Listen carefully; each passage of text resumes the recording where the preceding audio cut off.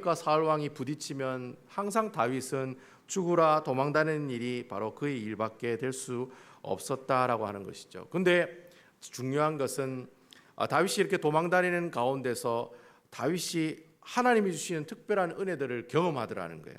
그래서 제가 지난주에 다윗이 이 사울 왕에게 막 이렇게 도망다니면서 찔림의 역사를 경험한다고 그랬죠. 하나님의 말씀이 자신의 심령을 찌르는 그런 찔림의 역사를 경험하면서 이 다윗이 무엇을 영적인 교훈으로 얻게 됩니까?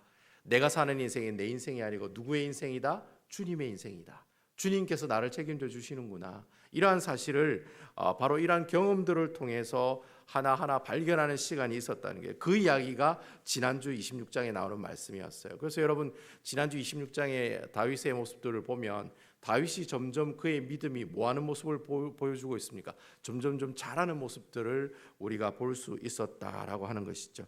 그래서 여러분 지난주 26장 말씀에 보면 이 다윗이 사울 왕을 두 번째로 살려주면서 어떤 고백을 합니까? 그런 고백을 하잖아요. 사울 왕이시여, 당신이 나를 죽이는 일이 하나님의 뜻이면 어떻게 하겠다는 거예요? 내가 죽겠다는 거예요. 죽으면 죽으리이다. 다윗이 그렇게 고백하더라는 거예요. 지금까지 다윗은 계속해서 안 죽으려고 도망만 다녔거든요. 사울한테. 근데 갑자기 지난주에 다윗이 뭐라고 고백하느냐 하면 이제 죽는 것이 하나님의 뜻이면 죽을 준비도 되어 있다는 거예요. 이제 더 이상 도망가지 않는 그런 삶을 살아가겠다. 결국 이 다윗이 누구에게 모든 것을 맡기겠다는 겁니까? 자신의 모든 인생을 하나님께 다 맡기겠다. 그런 이야기가 바로 그런 고백이 바로 지난주에 있었던 말씀이었다라고 하는 것이죠. 그래서 이제 지난주 말씀이 이렇게 다윗의 아주 따뜻하고 훈훈한 이야기로 마무리가 됐잖아요. 그럼 여러분 26장에 이런 좋은 이야기들이 있었고 다윗이 좋은 고백을 하는 모습도 있었고 자신의 모든 인생을 주님께 다 바쳐야 되겠다. 이젠 절대 도망가지 않아야 되겠다. 그래 고백을 했으면 그럼 오늘 27장의 말씀을 딱 읽어보면 어떤 느낌이 들어야 되겠습니까? 지난주에 26장 말씀이 너무 좋았기 때문에 이제부터 다윗은 모든 하는 일이 뭐예요? 다 믿음으로 승리하는 이야기만 나와야 되고 또 하나님이 함께 하심으로 모든 환난을 극복하는 이야기만 나와야 되고 그리고 마지막에는 다윗이 나중에 모든 영광 주님께 돌립니다. 할렐루야 점점점 이런 이야기가 오늘 본문에 나오는 것이 정상이라는 거예요. 그렇잖아요, 여러분. 지난주에 좋았으니까 오늘도 좋아야 돼. 오늘 더 좋아야 되는 그게 정상적인 전체적인 이야기의 패턴의 흐름이라는 거예요. 근데 여러분 오늘 말씀을 여러분 쭉 한번 읽어보니까 분위기가 어때요? 분위기가 어때요, 여러분? 경상도 사투리로 가가 맞나? 그런 분위기라는 거야. 그 사람이 그 사람 맞아? 지난주에 다윗이 오늘 다윗하고 너무 틀리다는 거예요. 가가 가란 말이야. 그 사람이 그 사람이니 그런 뜻입니다. 그리고 여러분 그 사람이 정말 그 사람이 맞냐라고 할 정도로 지난주에 다윗이 우리에게 보여줬던 모습이랑 오늘 다윗의 모습을 우리에게 보여주는 모습이랑 완전히 180도 다른 모습을 우리에게 보여주고 있더라는 거예요. 그러니까 하늘과 땅 차이라는 거예요. 지난주에 다윗의 모습이랑 오늘 다윗의 모습은 완전히 가가 간지 도저히 구분이 안 될 정도로 구분이 확 될 정도로 어떻게 해요? 서로 하늘과 땅과 같은 그런 혁격한 차이를 보이고 있다라고 하는 것이죠. 그래서 우리가 오늘 이 사무엘상 27장 말씀을 보면서 도대체 뭐가 그렇게 변했는지 오늘 이 말씀을 한번 살펴보면서 하나님께서 또 이러한 모습을 통해 우리에게 주는 영적인 교훈이 뭔지를 여러분들과 함께 살펴보도록 하겠습니다. 우리 1절에 있는 말씀 다 같이 한번 읽어보도록 하겠습니다. 1절 다 같이. 자, 1절 시작. 다윗이 그 마음에 생각하기를 내가 후일에는 사울의 손에 붙잡히리니 블레셋 사람의 땅으로 피하여 들어가는 것이 좋으리로다. 사울이 이스라엘 온 영토 내에서 다시 나를 찾다가 단념하리니 내가 그의 손에서 벗어나리라 하고. 자, 여러분 오늘 본문의 말씀에 어떤 단어를 주의 있게 봐야 되느냐면 다윗이 그 마음에 생각한다는 그 마을에 여러분 밑줄 쫙 당구장 표시 다시 딱 해놔야 됩니다. 다윗이 그의 마음에 생각하기를. 생각한다는 단어가 굉장히 중요한 단어예요. 여러분 이 단어가 나중에 또 어디에 나오냐면 오늘 27장 마지막 12절에 보면 똑같이 또 생각한다는 단어가 나와요.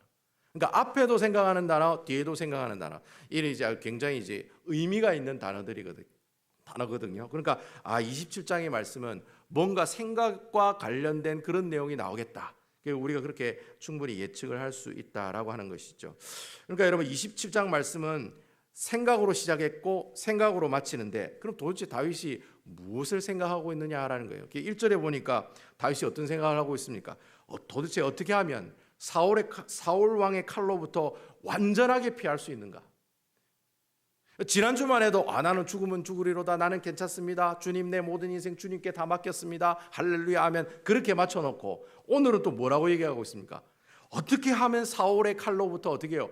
100% 완전히 피할 수 있을까? 어떻게 하면 사울 왕이 나를 절대로 잡지 못하는 곳으로 갈 수 있을까? 어떻게 하면 내가 이 도망자의 삶을 끝낼 수 있을까? 지난주에는 분명히 죽어도 된다 해놓고 오늘은 또 뭐라고 얘기하는 거예요? 어떻게 하면 살 수 있을까? 지금 그 이야기를 지금 다윗이 생각하고 있다는 거예요. 여기서부터 이상하게 분위기가 어떻게 해요? 뭔가 이래 어긋난 듯한 그런 모습을 우리에게 보여주고 있다라고 하는 겁니다. 그래서 다윗이 이런 생각을 하면서 어떤 결정을 내립니까? 1절 말씀을 보면 나오죠. 내가 블레셋 사람의 땅으로 피하여 들어가는 것이 좋겠다.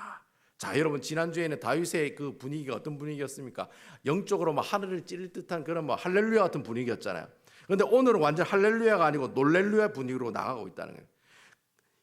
지난주에는 다윗의 모습은 죽으면 죽으리이다 이런 의미를 가지고 있다가 오늘은 어떤 모습이에요? 웬만하면 도망가리이다. 그렇게 지금 얘기하고 있는 거예요. 지난주에는 주님 죽으면 죽겠습니다, 할렐루야 이러다가 이번 주에는 뭐라고 고백하고 있느냐면 주님 웬만하면 도망가겠습니다, 웬만하면 도망가겠다는 거예요. 그런 고백을 지금 다윗이 하고 있다라고 하는 겁니다.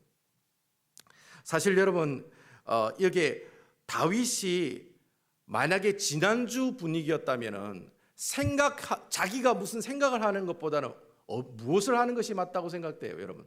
하나님이 무슨 생각하느냐를 먼저 아는 게 우선순위라는 거예요. 그러니까 자기 생각에 이러니까 이렇게 해야 되겠다라고 고백하면 안 되고, 지난주 말씀을 우리가 참고를 해서 다윗이 고백을 한다면 과연 하나님의 생각은 어떤 뜻을 가지고 있을까? 하나님 생각은 어떨까? 그렇게 먼저 어떻게 해요? 하나님 앞에 먼저 뭐 하는 모습을 보여줘야 됩니까? 기도하는 모습을 먼저 보여주는 것이 정상적인 패턴의 모습이라는 거예요.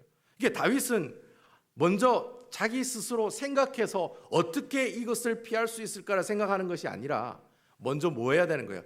하나님 앞에 나와가지고, 제가 여러분들에게 표현을 했잖아요. 하나님 앞에 나와 자신의 문제를 토하라는 거예요. 이게 오바이트하란 말 아닙니다, 여러분. 토하라는 거예요. 기도하라는 거예요.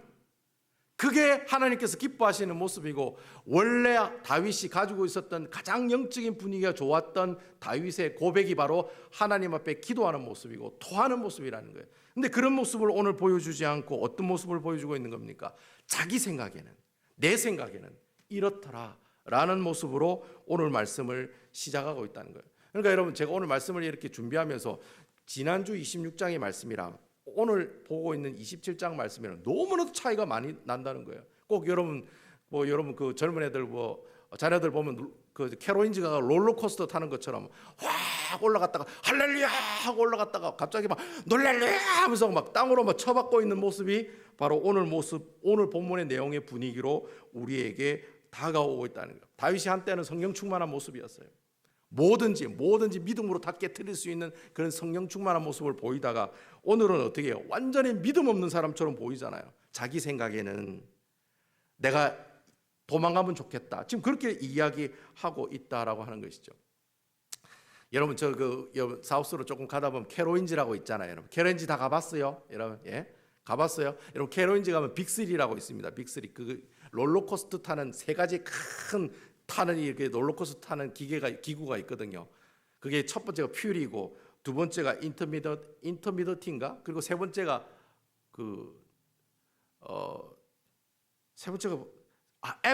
애프터번이라고 뭐 이게 매달려가지고 막 타는 게 있거든요. 이 세 가지가 빅3라고 그래요. 여러분, 빅3 타봤어요, 여러분? 저희 빅3 탔다가 죽는 줄 알았어요. 아들이 아빠 이거 타면 재밌어요, 하나도 안 무서워, 그 꼬임에 빠져가 타는 바람에 제가 막 천당 갔다가 지옥 갔다가 몇 번을 왔다 갔다 했는지 몰라요. 근데 여러분, 차 타고 지나가시면 아주 높이 올라갔다가 뚝 떨어지는 그 놀이기구 있죠. 그게 이제 퓨리라고 하는 놀이. 퓨리 325예요. 그 높이가 325피트예요. 325피트. 그 이 미터로 따지면 99m예요. 99m. 99m에서 90도로 그냥 뚝 떨어지는 거예요.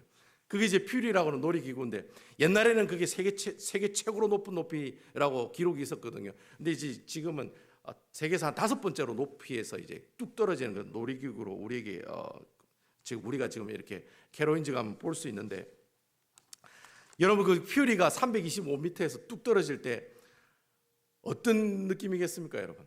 심장이 여기 있다 갑자기 뚝 떨어지는 그런 느낌을 느낀다니까요. 여러분 퓨리 타보시면, 제 말이 거짓말이라고 생각되시면 여러분 직접 가서 한번 타보세요. 이번에 아들 데리고 가가지고 야 퓨리가 뭔데 이러면서 한번 일단 타보세요. 타보면은 아마 여러분 그 분위기, 그 느낌을 느낄 수 있다는 거예요. 그러니까 여러분 다윗도 자신이 한없이 잘 나가던 그 신앙의 고지 위로 쭉 올라가다가 325m에서 어떻게 해요? 그냥 뚝 떨어지더라는 거예요. 자신의 신앙이 그 높이에서 어떻게 해요? 한없이 떨어지는 모습들을 우리에게 보여주고 있는 내용이 바로 사무엘상 27장에 나오는 모습들이다라는 거예요. 그래서 제가 이 사무엘상 27장의 말씀을 하도 기가 차니까 26장에 있는 말씀은 너무나도 분위기 좋다가 갑자기 27장에 분위기가 안 좋으니까 저 다윗이 어떻게 이럴 수가 있느냐, 이 사람이 이래 왜 이렇게 갑자기 온탕에 갔다가 와 갑자기 냉탕에 갔다가 이런 신앙을 나에게 보여줄까, 이게 좀 이해를 하지 못했는데 제가 27장에 있는 말씀을 쭉 묵상하면서 읽어보니까 다윗의 심정을 어느 정도 이해는 할 수 있겠더라고요. 왜냐하면 여러분 대부분 신학자들이 이 다윗이 이런 고백을 한 이 사무엘상 27장의 이 시점을 어떤 시점이라고 얘기하고 있냐면, 다윗이 사울의 칼에 10년 동안 도망을 다니거든요. 근데 그 10년 동안 도망 다니는 그 10년째 되던 해가 바로 지금 사무엘상 27장이 기록된 시기라는 거예요. 그러니까 도망자 생활을 이제 거의 마무리하는 시점에 다윗이 지금 이런 일을 우리에게 보여주고 있다는 거예요. 여러분 다윗이 10년 동안 사울의 칼을 피해 다녔어요. 처음에는 혼자 도망가다가 나중에는 누구하고 같이 도망합니까? 가족들하고 같이 도망을 가잖아요. 근데 여러분 가족이랑 또 달랑이를 도망하는 것도 아니고 다윗을 따라다니는 사람이 장정만 해도 몇 명이라고 했습니까? 성경에 보면 600명이라고 얘기하고 있거든요. 근데 여러분 남자만 600명이면 그 밑에 있는 식솔도 있고 아내도 있고 자녀들도 있을 거 아니에요. 그러니까 여러분 계산을 해보면 한 10년쯤 됐을 때 다윗을 따라다니는 식솔들이 한 몇 명이냐면 한 1000명 정도가 됐다는 거예요. 그러니까 여러분 그 1000명을 다 어떻게 해요? 먹여 살려야 되는 그런 책임을 가지고 있는 사람이 바로 누굽니까? 다윗이라는 거예요. 여러분 자녀도 3명 키우기가 얼마나 힘듭니까, 여러분? 자녀 1명 키우기도 힘든데 1000명이라 되는 식소를 거느리고 있으니까 다윗이 얼마나 힘들고 어려웠겠습니까? 아마 제가 볼 때는 아마 그 시점이 됐을 때 다윗은 아마 몸은 지칠 대로 지친 시점이 아니었는가, 저는 그렇게 생각이 돼요. 이게 사람이 번아웃된 상태라는 거예요. 여러분 1000명이나 되는 사람을 1년 동안 2년 동안 그것도 10년 동안 데리고 있으면 얼마나 피곤하겠습니까? 제가 볼 때는 말년에 다윗이 육체적으로 너무 힘들었겠지만은 그렇지만 말년에 영적으로도 굉장히 지친 상태였지 아니었을까, 그런 생각이 들더라고요. 그러니까 막 동정심이 막 가는 거예요. 다윗이 그럴 수도 있다. 다윗이 그럴 수도 있다는 거예요. 여러분 우리가 신앙생활할 때 몸도 힘들고 마음도 힘들고 영적으로 힘들면 기도가 잘 돼요, 기도가 잘 안 돼요? 기도가 잘 돼요, 기도가 잘 안 돼요? 저리 아파가지고 콜록콜록 하면 기도가 잘 돼요, 안 돼요? 콜록콜록 할렐루야 콜록콜록 하면 기도가 돼요, 안 돼요? 기도가 안 돼. 아프면 기도가 안 돼요. 내 몸이 아픈데 무슨 기도가 나오겠어요? 내가 죽겠는데 그냥 아프다고 막 신음소리만 얘기하지. 아이고 주님 나올 줄로 믿습니다 할렐루야 그래 기도하는 사람이 어디 있겠어요? 다윗도 마찬가지라는 거예요. 다윗도 말년에 몸도 힘들고 마음도 힘드니까 그 사람이 하나님 앞에 기도하는 걸 왜 모르겠어요? 저는 기도하는 거 안다고 저는 생각해요. 26장에만 봐도 다윗이 할렐루야라는 분위기였잖아요. 죽으면 죽으리이다. 주님 환난하다.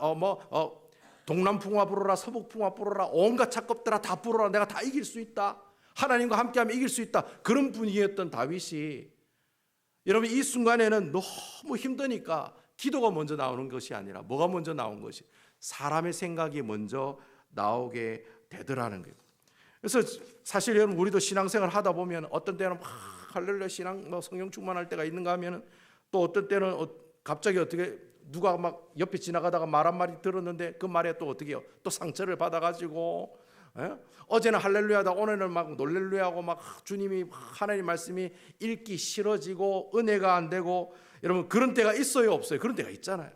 내가 예수를 믿다 보면 사람 말 한마디에 누구 말 한마디에 어떻게 해요? 상처받아가지고 내가 다시 영적으로 다시 회복하지 못하는 그런 모습을 경험할 때도 있다라는 거예요. 추락하는 것에는 날개가 있다고 이문열 씨가 지은 책 이름이잖아요. 추락하는 것에 날개가 있다고. 계속 추락하는 거예요. 여러분 교회에 섭섭병이 들면은 모든 것이 다 섭섭해. 담임 목사님부터 시작해가지고 옆에 있는 주일학교 애들까지 다 섭섭한 거예요. 그래요 안 그래요 여러분? 옆에 교회에 있는 예배당에 의자 삐뚤어진 것도 섭섭하고 오늘 친교 나오는데 왜 밥이 맛이 없냐? 국이 왜 이래 짜냐? 왜 이래 싱겁냐? 처음부터 끝까지 한번 추락하기 시작하면 끝까지 추락하는 것이 그게 우리 신앙생활의 모습들이다라고 하는 거예요. 그래서 여러분 이렇게 우리가 신앙생활 잘 하다가 갑자기 이렇게 막 이렇게 추락하는 것은 날개가 있는 것처럼 막 이렇게 떨어지고 이렇게 영적으로 이렇게 침체되는 모습을 우리가 신앙적인 전문용어로 뭐라고 얘기하냐면 영적인 침체, 영적 침체라고 spiritual depression이라고 얘기하는 거예요. 영적 침체라고 이야기를 한다라고 하는 겁니다. 그래서 여러분 이런 영적인 침체를 많은 사람들이 오해하는 사람들이 있어요. 내가 영적인 침체가 오는 것은 내가 이렇게 섭섭병이 되는 것은 내가 믿음이 없기 때문에 내가 예수 믿은 지 얼마 안 됐기 때문에 이런 일이 나에게 있는 것이다 라고 착각하는 사람들이 있어요. 하지만 여러분 이 영적인 침체라는 것은 예수 믿는 사람들이라면 누구든지 다 겪는 거예요. 지극히 정상적인 신앙의 한 과정일 뿐이에요. 병이 아니에요. 이거는 내 믿음하고 아무 상관이 없는 거예요. 여러분 목사도 여러분 영적인 침체를 얻습니다. 여러분 목사도 영적인 침체에 빠져요. 어느 순간에 갑자기 막 강대상에 서는 게 힘들어지고 성도들 만나는 게 무서워지고 여러분 그런 때가 있어요. 여러분 또 여러분들은 목사님들은 1년 동안 365일 성령 충만하고 할렐루야하고 절대로 안 그렇습니다. 여러분 절대로 안 그래요. 여러분 그냥 365일 동안 성령 충만 회복하기를 애쓰는 모습을 보일 뿐이지 1년 내내 성령 충만한 모습으로 살아가는 것은 절대로 아니다라는. 우리 목사님은 정말 천사 같은 분이야. 말도 잘해. 너무나도 설교도 잘해. 친절해. 천사 같아. 여러분 오해하지 마세요. 오해하지 마세요. 하루만 그래. 하루만 그래. 다른 날은 다 어떻게 해요? 여러분들하고 똑같이 영적인 침체의 모습들을 경험하며 살아가게 된다는 거예요. 중요한 것은 내가 과연 이렇게 영적인 침체에 빠졌을 때 이 모습들을 얼마나 빨리 회복하느냐, 그리고 또 어떻게 회복하느냐, 그게 중요하다는 거예요. 누구든지 다 그런 영적인 침체의 길을 걸어가는데 이것을 내가 어떻게 빨리 회복하고 어떻게 회복해 나가느냐, 그것이 제일 중요하다라는 거예요. 여러분 성경에 보면 구약 성경의 열왕기상 18장과 19장에 보면 이 영적 침체를 가장 잘 설명하고 있는 한 인물을 우리가 만날 수 있다는 거예요. 여러분 그 인물이 누굽니까? 열왕기상 18장 19장 하면 엘리야죠. 엘리야. 여러분 이 엘리야는 이스라엘 백성들이 가장 좋아하는 선지자 중에 한 사람이에요. 여러분 지금도 이스라엘 땅에 가서 구약의 선지자 누구이라면 다 엘리야라고 얘기해요. 왕은 다윗, 선지자는 엘리야, 다 그렇게 얘기해요. 그리고 또 믿음의 조상 아브라함, 다윗, 엘리야, 이스라엘 사람들이 제일 좋아하는 인물들이거든요. 여러분 솔로몬 왕이 죽고 난 다음에 이스라엘이 두 나라로 나눠집니다. 북쪽은 북이스라엘, 남쪽은 남유다로 이렇게 나눠지는데 바로 이 엘리야라고 하는 선지자는 북이스라엘의 하나님 말씀을 증거하는 선지자였어요. 그런데 여러분 그 당시 북이스라엘에 어떤 왕이 있었냐면은 이 북이스라엘의 7대 왕인 아합 왕이 왕으로 돼 있었어요. 근데 여러분 이 아합 왕이 어떤 왕입니까? 이스라엘 역대 39명의 왕 중에 제일 악한 왕, 제일 독한 왕, 제일 못된 왕, 그 왕이 바로 아합 왕이었다는 거예요. 여러분 여기서 아주 못되고 아주 악하다는 뜻이 무슨 말이냐면 하나님 앞에 최고로 불순종한 삶을 살아갔던 그런 왕이었다는 거예요. 하나님 앞에 불순종한 왕으로 살아갔다는 말이 무슨 말입니까? 가장 우상 숭배를 많이 한 왕, 바로 그 왕이 아합 왕이라는 사람이었다는 거예요. 그만큼 이스라엘이 영적으로 타락한 그 시기에 하나님께서 보내주신 사람이 바로 엘리야라고 하는 선지자였다는 거예요. 여러분 이 엘리야가 북이스라엘에서 사역을 하고 있는데 그 땅에 너무 우상을 섬기는 사람들이 많은 거예요. 특히 바알신을 섬기는 사람들이 너무 많은 거예요. 그 바알신을 섬기는 사람도 많고 아세라 목상신을 섬기는 사람도 많고, 그러니까 어느 날 한날은 이 엘리야가 그 도전장을 내는 거예요. 그 바알신을 믿는 사람과 그리고 또 그 바알신을 믿는 그리고 아세라 목상신을 섬기고 있는, 갑자기 말이 안 나오죠. 바알신을 섬기는 사람과 아세라 신상을 섬기는 이 두 선지자들에게 도전장을 낸 거예요. 야, 한번 붙어보자. 하나님이 센지 너희 신이 센지 한번 붙어보자고. 갈멜산에서 만나자. 맨날 며칠 몇 시 몇 분까지 갈멜산으로 다 와. 우리 한번 붙어보자. 그래가지고 여러분 그 아세라 목상 신을 섬기는 신과 이 바알 신을 섬기는 그 거짓 선지자들이 850명이 모였어요. 그리고 그 850명 대 1 엘리야가 붙는 거예요. 싸움을 붙은 거예요. 결국 여러분 누가 이겼습니까? 850대 1로 싸워가 누가 이겼어요? 엘리야 선지자가 이기잖아요. 그래가 결국은 이 엘리야가 그 칼로 850명의 그 수많은 거짓 선지자들을 다 죽이는 그런 놀라운 역사들이 일어났다라고 하는 거예요. 여러분 이 사건 이후로 엘리야의 그 모든 유명세가 하늘을 찔렀다는 거예요.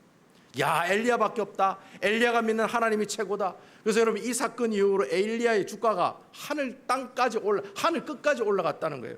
근데 여러분 이 사건이 있고 난 다음에 무슨 일이 있었냐면은 그 아합 왕의 부인인 이세벨이라고 하는 여자가 있었는데, 그 이세벨이라는 여자가 뭐라고 얘기하느냐면, 어떻게 우리가 섬기고 있는 이 바알 선지자를 이렇게 다 죽일 수가 있느냐, 그 바알 선지자를 죽인 그 엘리야를 잡아서 죽여라, 그런 명령을 내리는 거예요.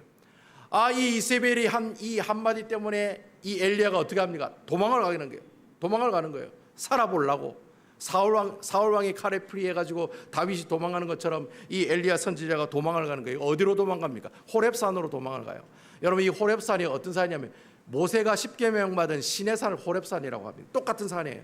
그 호렙산의 로뎀 나무에 가가지고 이 엘리야가 하나님 앞에 엎드려가지고 신세 한탄을 하는 거예요. 하나님, 이러려고 저에게 350명의 바알 선지자를 아세라 신상을 섬기는 선지자를 죽였냐고.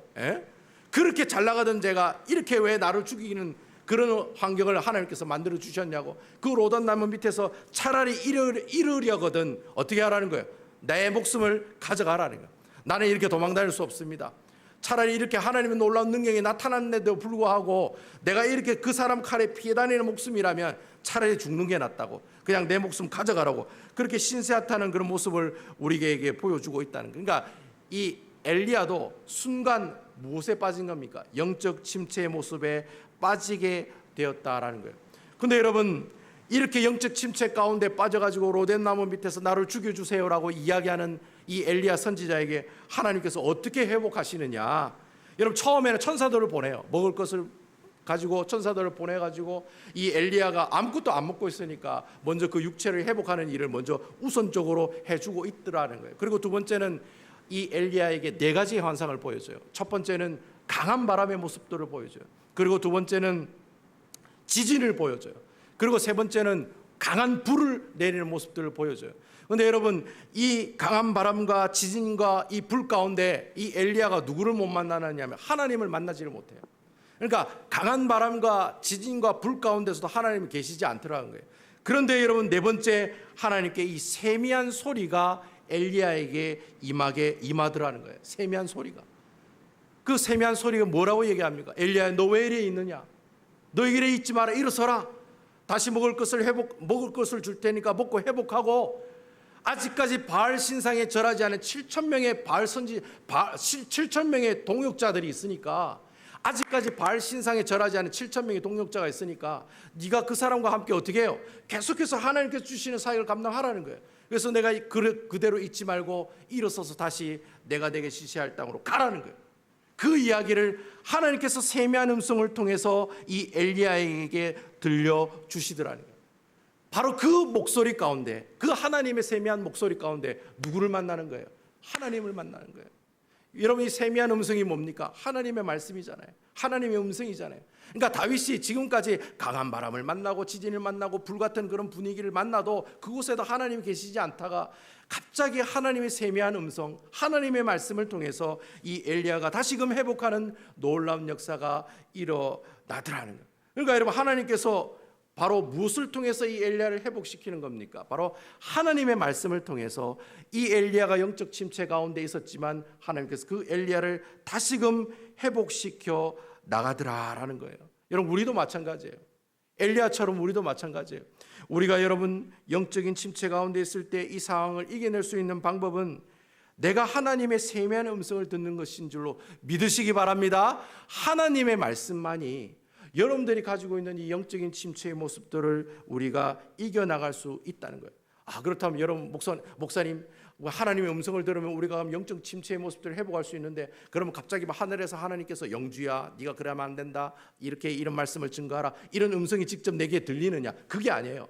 하나님 음성이 들린다는 말은 무슨 말이냐면, 직접 그런 음성이 내 귀에 들렸다는 얘기가 아니라 하나님의 말씀을 통해서 하나님께서 내게 하시는 그 말씀을 어떻게 해요? 깨닫게 해주신다는 거예요. 그러니까 여러분, 결국에 무엇을 가지고 우리를 회복시킨다는 겁니까?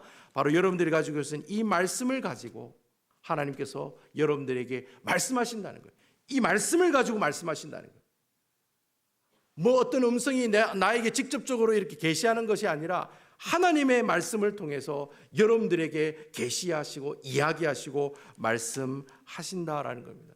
그러니까 여러분, 우리가 예수 믿는 사람으로서 하나님의 말씀을 가까이 하는 게 얼마나 중요한 일인지, 내가 하나님의 말씀을 가까이 하고 그 말씀을 읽고 묵상하는 일이 얼마나 소중하고 얼마나 귀한 일인지 몰라요. 여러분, 특별히 여러분 주보에도 보면 매일 묵상이라고 나와 있잖아요. 여러분들, 이 매일 묵상 그냥 있는 게 아니에요. 여러분, 여기 보시면 이 매일 묵상을 하루하루 읽어가시면 이 말씀을 가지고 어떻게 해요? 내가 묵상하고 생각하고 그 말씀대로 기도하면 어떻게 해요?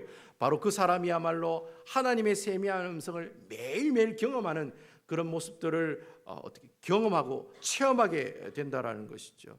여러분, 하나님의 세미한 음성이 엘리야를 살린 것처럼 여러분, 하나님의 말씀이 선포되는 이 자리, 바로 이 예배의 자리도 중요하다는 거예요. 여러분, 할렐루야, 아멘입니까? 하나님의 말씀이 선포되는 이 자리도 너무나도 중요하다는 거예요. 하나님의 말씀이 선포되는 이 자리, 그리고 늘 말씀 묵상하는 여러분들의 그 삶의 그 자리, 바로 그 자리가 바로 무엇을 할 수 있는 자리죠? 여러분들이 가지고 있는 영적인 모습을 다시 회복할 수 있는 장소요. 바로 영적인 침체를 극복할 수 있는 비결이 된다라고 하는 것이에요.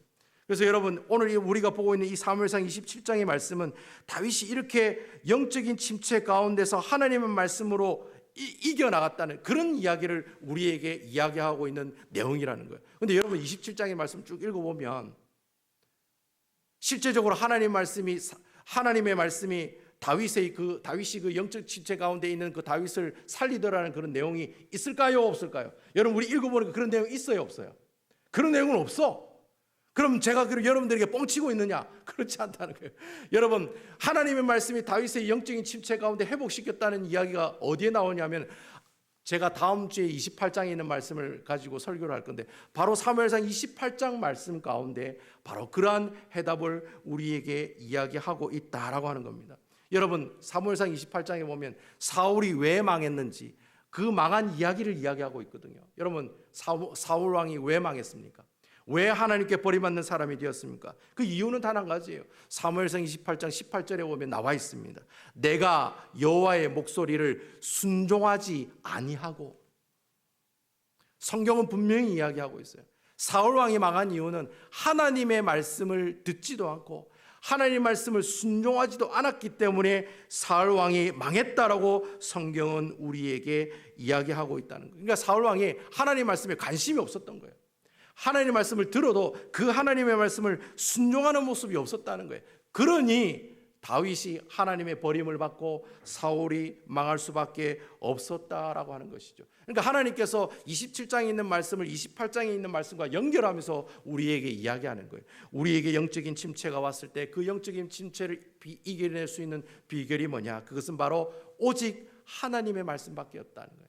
바로 그 세미한 음성이 내게 전달되었을 때, 내가 하나님의 말씀에 은혜 받았을 때, 그때 우리가 가지고 있는 모든 영적인 침체의 모습들을 다시금 회복하는 놀라운 역사들이 일어난다라고 하는 것입니다. 저는 여러분들이 신앙생활을 하다가 순간 하나님을 믿는 믿음이 없어지고 사라지고, 갑자기 섭섭병이 막 갑자기 들어지고, 말씀에 은혜가 안 되고, 사람 보면 막 이렇게 막 어떻게 해요? 은혜가 막 다 날아가고, 이런 모습들을 경험할 때마다 오히려 여러분들이 하나님의 이 말씀, 여러분들이 주시는 이 선포된 이 말씀을 가지고 온전히 회복해 나가는 아름다운 귀한 모습을 경험해 나가시는 우리 남부교회 성도 여러분들 다 되시기를 주님의 이름으로 축원드리겠습니다. 자, 하나님의 말씀 계속 보겠습니다. 끝난 게 아니에요. 자, 우리 다 같이 4절에 있는 말씀 한번 읽어보도록 하겠습니다. 4절 읽어보겠습니다. 다윗이 가드에 도망한 것을 어떤 사람이 사울에게 전하매 사울이 다시는 그를 수색하지 아니하니라. 자, 여러분, 다윗이 이렇게 이제 블레셋 땅으로 이제 망명을 하게 돼요. 그 망명을 하니까 다윗이 어떤 반응을 보입니까?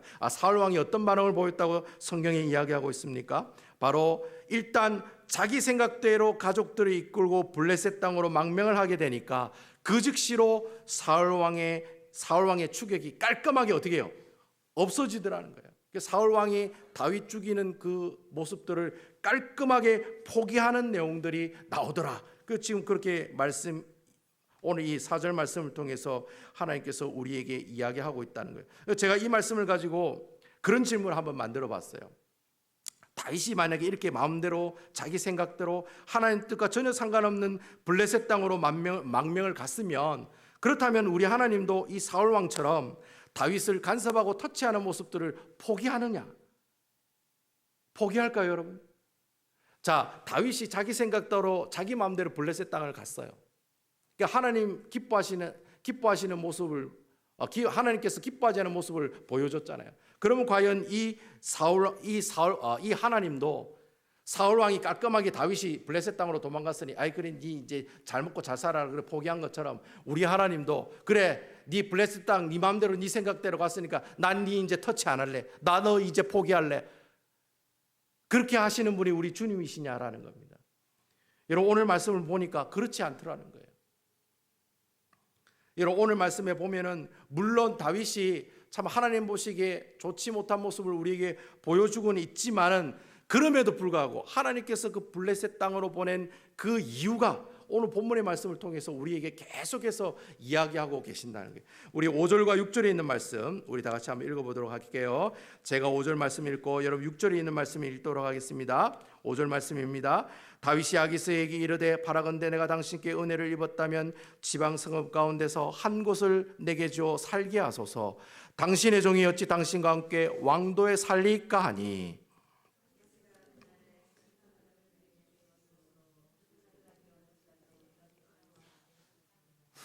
제가 PPT를 하나 준비를 했는데, 지금 저렇게 이름 나오고 있죠. 자, 여러분 시글락이 도대체 어디며 가드가 어디며 다윗이 어디로 도망갔는지 이렇게 여러분 잘 모르실 것 같아가지고 여러분 보시기에 왼쪽에 있는 내용이 다윗이 막 이렇게 도망다닌 이 길을 이렇게 그려놓은 겁니다. 얼마나 많이 돌아다녔습니까, 여러분? 10년 동안 저렇게 막 올라갔다 내려갔다 옆으로 갔다가 계속 그렇게 도망다니는 일을 감당했다는 것이죠. 결국에는 이 다윗이 블레셋 땅으로 다시 들어가게 돼요. 여러분 그 블레셋 땅에 들어가니까 여러분 다윗이 데리고 있는 사람이 1000명이 되니까 이 블레셋 땅 가드에 이제 이렇게 이스라엘 백성들이 다 갔거든요. 그러다 보니까 너무 많은 숫자가 가 있는 거예요. 그러니까 눈에 띄는 것도 좀 거슬리고 또 어떻게 해요? 1000명이 있다 보니까 여러 가지 문제가 생길 수도 있다고 생각되니까 이 다윗이 이 아기스 왕에게 뭐라고 요청을 하냐면, 우리가 어떻게 당신과 함께 이 왕도 즉 가드라고 하는 이 수도에 살 수가 있겠습니까? 민폐 중에 민폐니까 우리는 가급적이면 저 지방에 있는 그 도시를 하나 주시면 제가 우리 백성들을 데리고 그곳에서 그냥 짬박해서 조용히 살겠습니다. 그렇게 요청을 하는 거예요. 그러니까 이 아기스 왕이 바로 저 밑에 노란 선 밑에 여러분들 화살표 보니까 시글락이라고 하는 성읍이 있죠. 이게 변방 도시에 그곳에서 살라고 시글락이라는 도시로 가라고 그렇게 지금 허락을 하고 있는 모습을 우리에게 보여주고 있다는 겁니다. 여러분 블레셋의 변방지대니까 좋은 곳이겠어요? 나쁜 곳이겠어요? 당연히 나쁜 곳이죠. 사람들이 살만한 곳일까요? 살지 못할 곳일까요? 살지 못하는 곳이에요. 여러분 어떤 신학자가 얘기하기를 아마 이 시글락은 사람이 아무도 살고 있는 폐허 같은 그런 도시였을 것이다 라고 이야기하는 그런 주장하는 모습이 있어요. 저는 그에 동감해요. 아기스 왕이 좋은 곳을 주지는 않았을 거예요. 아마 가서 직접 성도 다시 쌓아야 되고 다시 집도 지어야 되는 그런 장소를 아마 분명히 줬다는 거예요. 그래서 그 시글락이라고 하는 그 도시를 이 다윗에게 주어서 그곳에서 살라고 그렇게 하나님께서 그곳으로 인도하셨다라고 하는 겁니다. 그런데 여러분 재밌는 것은 이 시글락이라고 하는 이 도시가 어떤 곳이냐면 여호수아 15장에 보면은 이 시글락이라고 하는 도시는 원래 하나님께서 이스라엘의 시몬 지파에게 준 땅이에요. 그러니까 원래 이 시글락 땅은 블레셋 사람의 땅이 아니라 누구 땅이에요? 유다 지파, 그러니까 이스라엘 백성들의 땅이라는 거예요. 근데 여러분 이 시몬 지파에게 이 시글락을 줬는데 이 시몬 지파 사람들이 이 시글락을 어떻게 해요? 점령하지 못한 거예요. 그러니까 누가 점령하고 있는 거예요? 블레셋 사람들이 계속 점령하고 있었다는 거예요.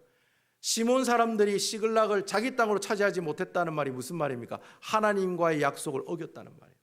원래는 하나님께서 분명히 저 땅을 주시겠다고 얘기했기 때문에 순종하는 마음으로 시글락을 공격해서 시글락을 자기 땅으로 만드는 게, 그게 하나님의 약속을 지키는 거예요.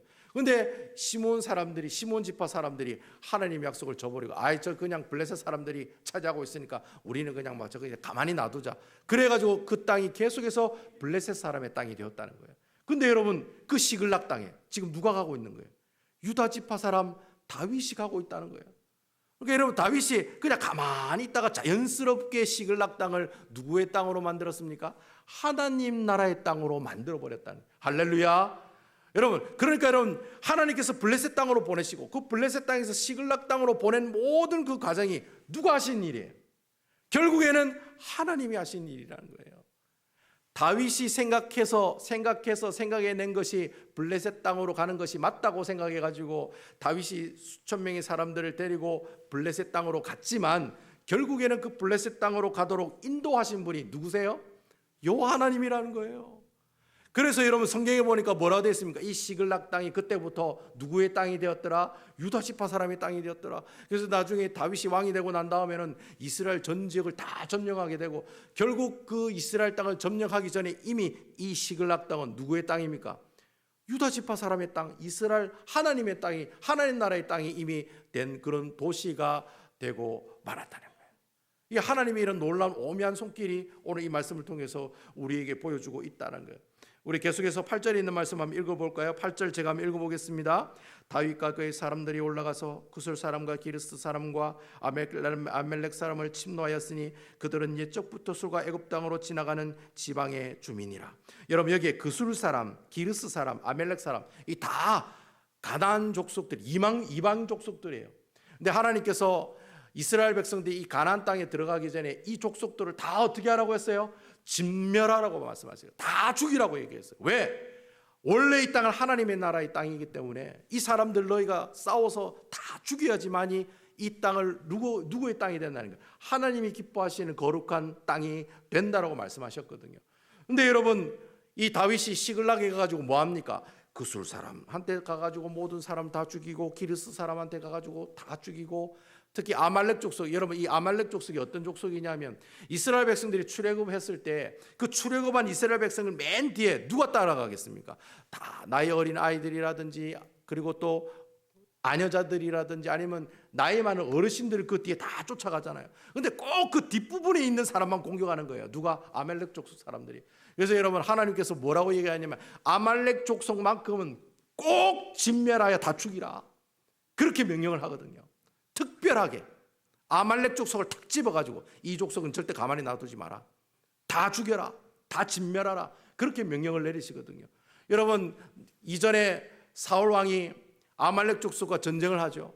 근데 그 아말렉 족속과 전쟁할 때 하나님께서 뭐라고 얘기합니까? 다 죽이라고. 내가 너에게 얘기했던 것처럼 다 진멸하라고 얘기했는데, 그 사울 왕이 아말렉 족속과 싸워서 이겨요. 근데 여러분, 그 왕 아각을 살려둬요, 안 살려둬요? 살려줘. 이거 왜 살려둡니까? 내가 했다는 거 자랑하려고 살려둔 거예요. 그리고 또 가장 좋은 가축들을 어떻게 해요? 이마에 포켓 하잖아요. 원래는 가축도 죽이고 짐승도 죽이고 모든 사람도 다 죽여야 돼요. 근데 하나님께서 그래 죽이라고 명령했는데도 불구하고 사울 왕이 좋은 곳은 이마에 포켓 했다는 거예요. 그래서 하나님께서 사울 왕을 어떻게 합니까? 버리신 거예요. 그때부터 하나님께서 사울 왕을 버리신 거예요. 근데 여러분, 오늘 성경에 보니까 그 시글락에 가 있던 그 다윗이 그 아말렉 족속 사람들을 어떻게 했다? 다 죽였다는 거예요. 그러니까 여러분, 하나님께서 이 다윗을 통해서 이 블레셋 땅에, 자기 생각으로 블레셋 땅에 들어가게 했지만, 결국에는 그 블레셋 땅에 들어간 일이 누가 하신 일이라는 거예요. 여호와 하나님께서 이미 다 계획하신 일이었다는 거예요. 비록 다윗이 자기 생각으로, 자기 잘못으로 블레셋 땅에 들어가는 것처럼 보였지만, 실제적으로는 하나님께서 그 다윗을 블레셋 땅으로 인도하시고 시글락으로 인도하시고, 시글락에서 어떻게 해요? 그 땅 하나님 땅으로 만들게 되고, 그리고 옆에 있는 아멜렉 족속을 다 진멸하는, 하나님께서 명령하신 그 모든 내용들을 누가 다 순종합니까? 다윗이 순종하는 모습들을 우리에게 보여주고 있다라고 하는 거예요. 결국 여러분, 하나님께서 인간적인 생각으로 다윗이 블레셋 땅으로 가는 그런 모습들이 있었지만 결국에는 그 모든 일을 누가 주관하신 겁니까? 여호와 하나님이 주관하신 모습들을 우리에게 보여주고 있다라고 하는 겁니다. 결국 여러분, 다윗이 블레셋 땅에 들어간 것은 분명히 영적 침체의 모습인 건 확실해요.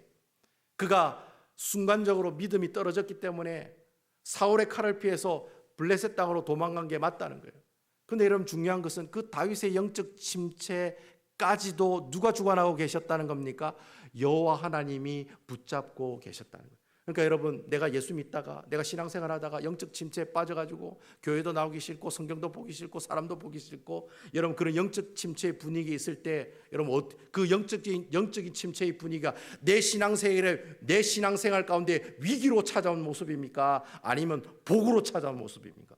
복으로 찾아온 모습이라는 거예요. 할렐루야. 여러분 그 사실 믿으십니까? 영적 침체가 내 신앙을 떨어뜨리고 내 믿음을 떨어뜨리고 내 모든 신앙생활을 혼란스럽게 만드는 그런 주 원인이 되는 것이 영적 침체가 아니라, 그 영적 침체를 통해서 하나님이 누굴 만나게 하려고? 여호와 하나님 나와 함께 하신다는 걸 깨닫게 하시기 위해서 그러한 어려운 영적 침체의 모습들을 우리에 허락하신다는 거예요. 그러니까 여러분, 내가 365일은 하나님 앞에 성령 충만하지 못하고 늘 하나님 앞에 나는 내 믿음이 이것밖에 안 됩니다, 난 내 신앙이 이것밖에 안 됩니다, 그런 영적 침체 가운데 우리가 살고 있다 하더라도 그 자체를 주관하신 분이 여호와 하나님이시니 오히려 그런 영적 침체가 나에게는 뭐예요? 하나님의 복이라는 거예요. 여러분 아멘입니까? 그러니까 여러분, 내가 예수 믿다가 좀 침체한 모습이 있고 오늘은 왠지 이렇게 믿음 생활이 떨어지는 모습이 있고 이게 좀 부끄럽고, 그 부끄러운 게 아니라는 거예요. 그거는 하나님께서 여러분을 너무 사랑하시기 때문에 주시는 하나님의 놀라운 복된 기간들이라는 거예요. 그 기간이 바로 영적인 침체의 기간들이다라고 하는 겁니다. 그러니까 여러분, 우리가 신앙생활 하다가 영적 침체가 오면 그것 때문에 힘들어하지 마세요. 그것 때문에 고통스러워하지 마세요. 하나님이 그 모든 영적인 침체의 모습들을 하나님께서 붙잡고 계시기 때문에, 주관하고 계시기 때문에 그냥 우리는 뭐 하면 돼요? 그냥 하나님께서 저 325피트에서 99m에서 확 떨어지게 하시면 어떻게 하면 돼요? 그냥 나는 롤러코스터를 타고 내 몸을 맡기면 되는 거예요. 나는 이제 죽었다, 나는 이제 끝났다, 나는 완전 지옥 간다, 그런 분위기로 롤러코스터를 그냥 그대로 내 몸만 의지하고 타고 가면 되는 거예요. 그러면 다시금 그 롤러코스터가 땅바닥을 치고 어떻게 해요? 다시 하늘로 올라가는 그런 놀라운 역사가 나타난다는 거예요. 그러니까 내가 그렇게 어려운 신앙생활 가운데 내가 할 수 있는 일은 그 환경 가운데 순종하는 거예요. 아멘입니까? 순종하는 거예요. 내 몸을 그냥 맡겨드리는 거예요. 여러분, 롤러코스터 타는데 난 너무 무서워하고 안전벨트 풀고 뛰어나가는 순간부터 어떻게 됩니까? 그때부터 하늘나라 가는 거예요, 여러분. 그때는 어떻게 해요? 안전벨트 꽉 매고 벨트 꽉 차고 어깨 벨트, 허리 벨트 다 차고 어떻게 해요? 나는 죽었다 생각하고 그냥 그 몸을 맡기는 거예요. 주님한테 내 모든 것을 던지는 거예요. 그러면 하나님께서 여러분들 붙잡아 주시고 하나님께서 여러분들에게 세미한 음성으로 다시금 바닥을 차고 일어서게 해주신다는 거예요. 그러니까 여러분, 영적인 침체가 내게는 복이라. 할렐루야. 내게는 복이라. 내가 갑자기 성경 읽기 싫고 갑자기 교회가 나가기 싫고 갑자기 사람이 미워지고 갑자기 섭섭병이 들고 이것도 복이라. 그렇게 생각하면 하나님께서 여러분들 그 어려운 가운데 걸어가는 그 영적인 침체의 길을 통해서 어떻게 해요? 하나님께서 여러분께서 함께 해주시고 결국에는 하나님의 세미한 음성으로 하나님의 말씀으로 여러분을 다시 이렇게 세워주시고 회복시켜 주신다는 거예요. 그러니까 여러분, 우리 예수 믿는 사람들은요, 이 신앙생활이 롤러코스터예요. 올라갈 때도 있고 내려갈 때도 있는 거예요. 어쩔 때는 성령 충만 할렐루야 하다가 어쩔 때는 어떻게 해요? 예수님이 진짜 있나 없나 그렇게 고민하면서 살아가는 때가 있다라고. 그렇지만 중요한 것은 하나님께서 내게 바닥을 치는 그런 영적인 침체의 기간들을 허락하시는 이유는 바로 그 환경을 통해서 하나님이 나와 함께 하시고 하나님 나와 동행하시고 하나님께서 나를 붙잡아 주시는 그런 놀라운 모습들을 어떻게 하라고? 경험하라고. 다윗도 여러분 경험하잖아요. 여러분, 다윗도 아무 생각 없이 자기 생각으로 블레셋 땅에 갔다가 어떻게 해요? 하나님께서 그 블레셋 땅 간 그 다윗을 하나님께서 계속해서 괴롭히는 것이 아니라 뭐 하십니까? 함께 하셔서 하나님의 일 하나님께서 하시잖아요. 그러니까 나는 그냥 가만히 있으면 되는 거예요. 하나님께서 하시는 일이기 때문에 나는 그저 그 환경에 순종하면서 그저 하나님 말씀 붙들고 있으면 언젠가는 하나님께서 나에게 다시금 영적으로 회복하는 그런 놀라운 모습들을 허락해 주신다는 거예요. 저는 여러분들이 이번 일주일 동안 살아가실 때 이 말씀 기억했으면 좋겠어요. 내가 영적으로 침체가는 가운데서도 우리 하나님께서는 나와 어떻게 하신다? 함께 하신다. 함께 하신다. 주님이 나와 함께 하신다. 주님이 다 하신다. 내가 아프고 내가 몸이 아프고 우리 집안이 우리 비즈니스가 우리 자녀가 다 이런 상황 저런 상황 가운데 있어도 다 하나님이 하신다. 그거 믿고 그거 바라보고 그거 주님 붙들고 주의 말씀 붙들고 주의 약속 붙들고 나아가면 하나님께서 다시 여러분들의 그 영적인 침체의 모습들을 다시 그 밑바닥을 탁 차면서 다시금 하늘을 향해서 올라가는 아름다운 모습들을 경험해 나가시는 아름다운 우리 남부교회 성도 여러분들 다 되시기를 주님의 이름으로 축원드리겠습니다. 여러분 기도하실 때 그렇게 기도했으면 좋겠어요. 저는 이번에 다윗이 너무 은혜가 되더라고요. 사람이 영적 침체가 오면 내가 왜 예수를 믿었냐, 내가 왜 이 교회에 나왔나,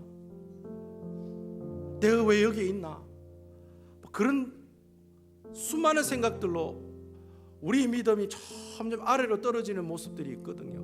근데 그 모습 또한 하나님께서 이미 다 계획하시고 오히려 그 모습이 나에게 복이라, 그걸 깨닫는 순간에 얼마나 감사한지 몰라요. 그래서 여러분들 기도하실 때 그래요 주님, 저에게 이런 영적인 침체가 있고 정말 하늘에서 밑으로 떨어지는 그런 모습들을 우리가 경험하더라도 그저 주의 말씀 붙잡고 살아가게 해주세요. 다른 거 다 없습니다. 하나님 말씀 붙잡고 살아가게 해주세요. 하나님 말씀 한 구절 붙잡고 그 영적 침체의 기간을 걸어갈 수 있도록 도와주세요. 그리고 회복하게 해주세요. 다윗처럼 하나님 하시는 그 일 쓰임받는 주의 종으로 살아갈 수 있도록 주님께서 도와주세요. 우리 다 같이 하나님 앞에 통성으로 기도하시겠습니다. 하나님, 그렇습니다.